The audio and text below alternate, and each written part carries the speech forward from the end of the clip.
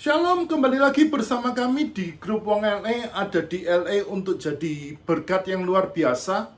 Satu kemurahan Tuhan kalau hari ini kita bisa memasuki kitab yang pertama dalam kitab Perjanjian Lama, di mana kita belajar dari kitab ini, karena kitab ini bernama Kitab Kejadian, di mana semuanya dijadikan Tuhan menjadi sesuatu yang indah, di mana asal mula pertama kali permulaan semua penciptaan Tuhan yang luar biasa dimulai dari kitab ini.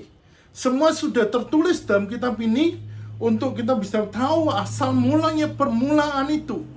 Nah, penulis menuliskan bahwa permulaan yang utama dalam kitab ini adalah sesuatu yang hal yang luar biasa untuk menciptakan hari depan kita yang penuh dengan pengharapan, untuk menciptakan kita dalam segalanya dalam hidupan ini.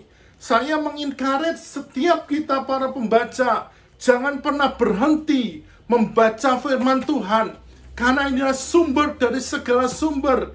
Ketika kita mempelajari kitab by kitab, kita akan melihat kemurahan Tuhan yang besar dalam hidupan ini. Melalui channel ini, saya mengencourage terus, tetaplah membaca Alkitab setiap hari, karena Tuhan kita, Tuhan yang luar biasa baik. Tuhan Yesus memberkati. Kejadian pasal 9. Perjanjian Allah dengan Nuh. Lalu Allah memberkati Nuh dan anak-anaknya, serta berfirman kepada mereka, "Beranak cuculah dan bertambah banyaklah, serta penuhilah bumi.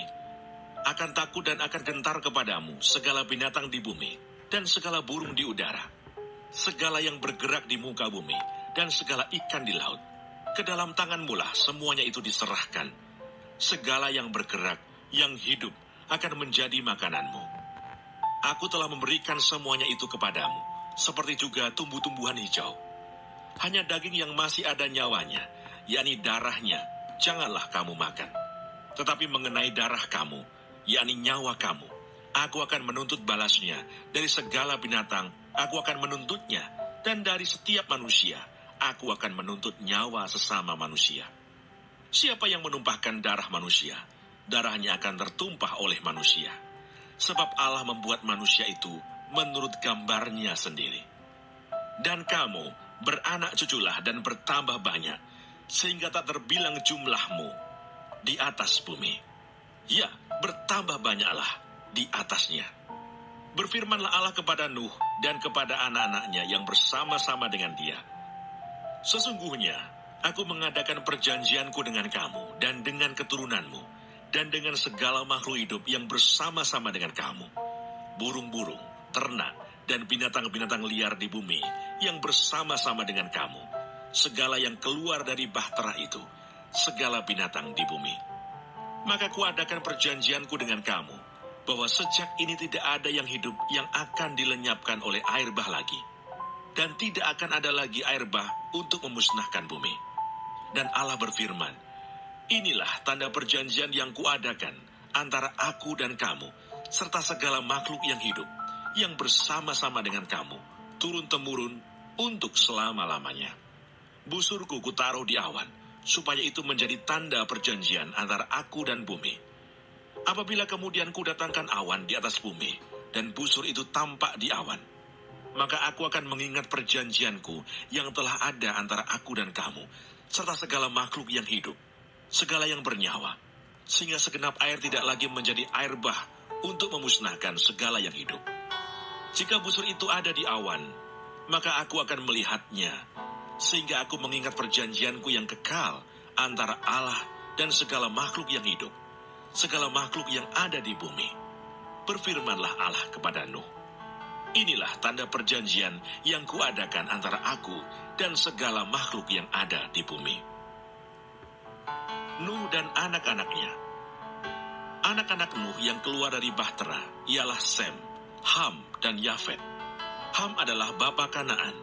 Yang tiga inilah anak-anak Nuh, dan dari mereka inilah tersebar penduduk seluruh bumi. Nuh menjadi petani. Dialah yang mula-mula membuat kebun anggur. Setelah ia minum anggur, mabuklah ia, dan ia telanjang dalam kemahnya. Maka Ham, bapa Kanaan itu melihat aurat ayahnya, lalu diceritakannya kepada kedua saudaranya di luar. Sesudah itu Sem dan Yafet mengambil sehelai kain dan membentangkannya pada bahu mereka berdua. Lalu mereka berjalan mundur. Mereka menutupi aurat ayahnya sambil berpaling muka, sehingga mereka tidak melihat aurat ayahnya. Setelah Nuh sadar dari mabuknya dan mendengar apa yang dilakukan anak bungsunya kepadanya, berkatalah ia, "Terkutuklah Kanaan. Hendaklah ia menjadi hamba yang paling hina bagi saudara-saudaranya." Lagi katanya, "Terpujilah Tuhan Allah Sem, tetapi hendaklah Kanaan menjadi hamba baginya. Allah meluaskan kiranya tempat kediaman Yafet, dan hendaklah ia tinggal dalam kemah-kemah Sem. Tetapi hendaklah Kanaan menjadi hamba baginya." Nuh masih hidup 350 tahun sesudah air bah. Jadi Nuh mencapai umur 950 tahun, lalu ia mati.